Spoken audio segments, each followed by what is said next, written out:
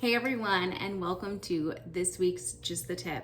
So, as we're getting into the holiday season, I wanted to talk about how giving experiences can be so much more rewarding than giving gifts or getting gifts that maybe you might just use for a little bit and then end up donating. So, I just experienced a really cool gift for my birthday and Christmas combination.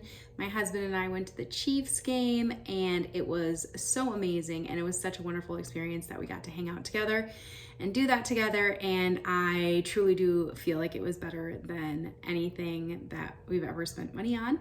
And so during this season of buying gifts for people and things like that, I want you to think about exploring experiences that somebody might really enjoy, spending time with people and giving gifts in that way. So just try to reduce the clutter, but also improve your enjoyment of life. So join us next week for a little bit more on Just the Tip.